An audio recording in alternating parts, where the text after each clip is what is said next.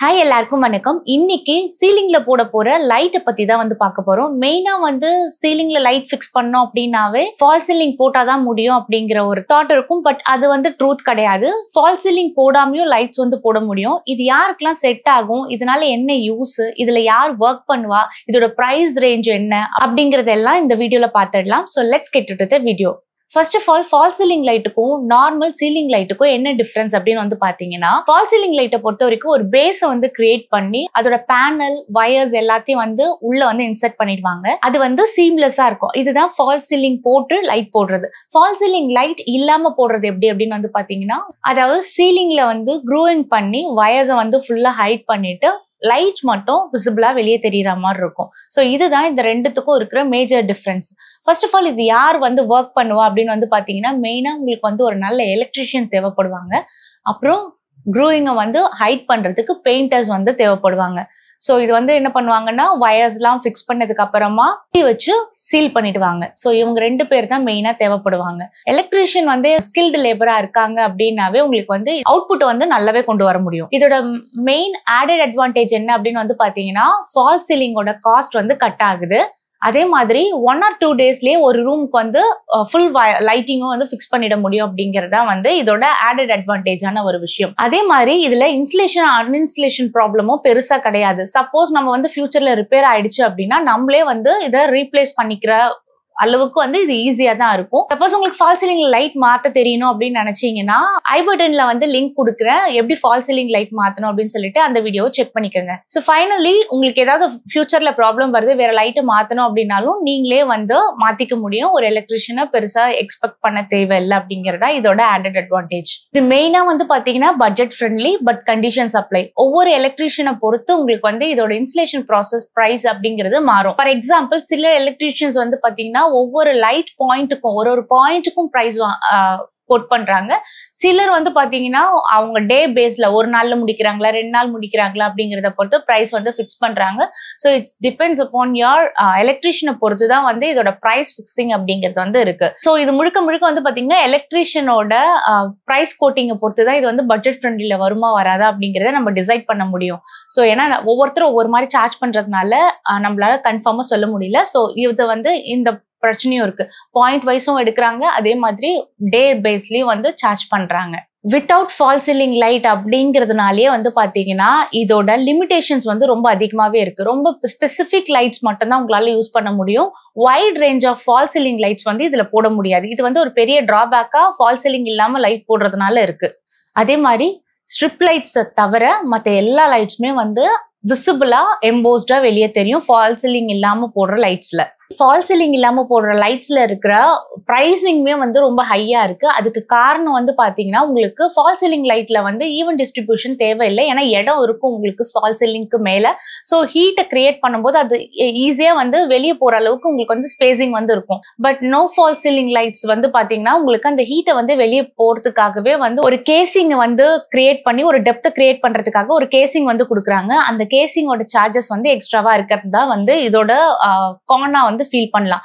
But இதோட price வந்து fall ceiling போடுற பிரைஸோட நம்ம மைனஸ் பண்ணும்போது ஓரளவுக்கு நாமினலா தான் வருது. பட் இந்த லுக் வந்து வெளியே எம்போஸ்டா தெரியறதுனால லுக் கெட்டு போகுமா அப்படின்னு கேட்டீங்கன்னா அப்படிலாம் கிடையவே கிடையாது, நல்லாவே இருக்கும். இப்ப இந்த ஃபால் சீலிங் போட போற லைட்ஸ்ல என்னென்ன ஆப்ஷன்ஸ் இருக்கு அப்படிங்கறத வந்து பாத்துடலாம். சர்ஃபேஸ் பேனல் லைட், இது வந்து சாஃப்ட் லைட். தென் சிலிண்ட்ரிக்கல் லைட்ல ஹார்ட் லைட்ஸ் போட முடியும். தென் அட்ஜஸ்டபிள் சிஓபி லைட்ஸ் வருது. தென் ஃபைனலி ட்ராக் லைட்ஸ், தென் ஸ்ட்ரிப் லைட்ஸ். இது எல்லாமே வந்து ஆப்ஷன்ஸ் இருக்கு. உங்களுக்கு வந்து இதுல எது வேணுமோ அதை வந்து நீங்க ஆஃப் பண்ணிக்க முடியும். உங்களுக்கு வந்து எலிவேட்டடா தெரிஞ்சா பரவாயில்ல, ட்ராக்ஸ் தெரிஞ்சா பரவாயில்ல அப்படின்னீங்கன்னா பட்ஜெட் ஃப்ரெண்ட்லியா வந்து ட்ராக் லைட்ஸ் வந்து போயிடலாம். உங்களுக்கு எந்த ஆங்கிள் வேணுமோ அதுக்கேற்ற மாதிரி நீங்க அட்ஜஸ்ட் பண்ணிக்க முடியும். இது வந்து பெஸ்ட் ஆப்ஷனா சொல்லலாம்.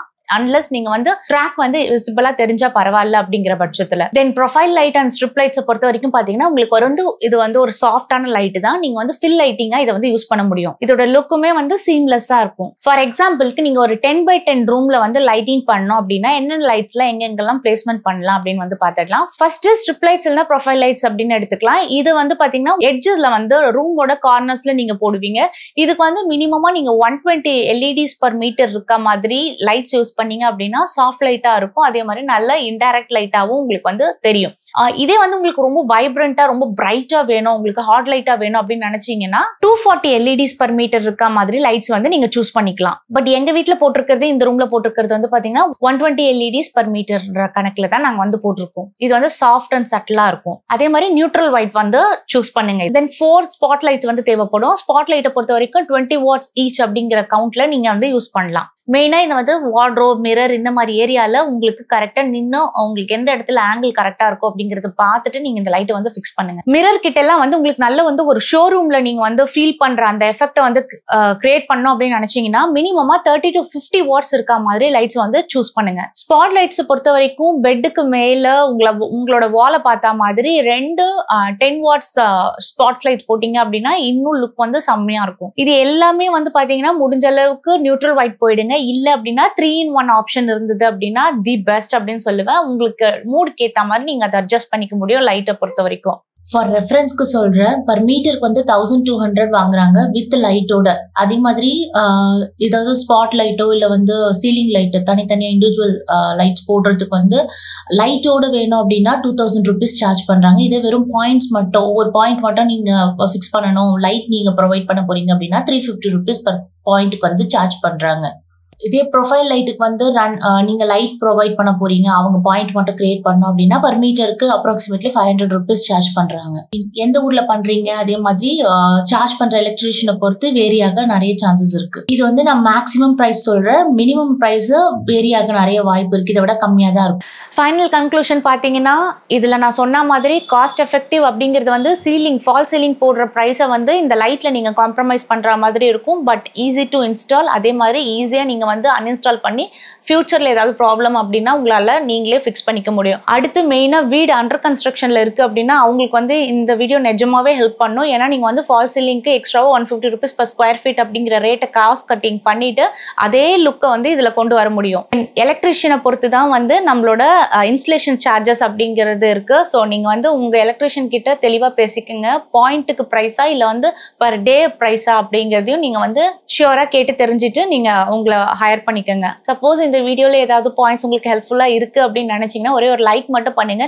மேபி ஃபியூச்சர்ல யாராவது தேடிட்டு இருக்காங்க, இதை சர்ச் பண்ணிட்டு இருக்காங்க அப்படின்னா அவங்களுக்கு வந்து இதை ரெக்கமெண்ட் பண்ணும். ஸோ தட் அவங்களும் வந்து யூஸ் ஆவாங்க இந்த வீடியோ மூலமா. I hope you like this video. Thank you for watching. See you in the next video.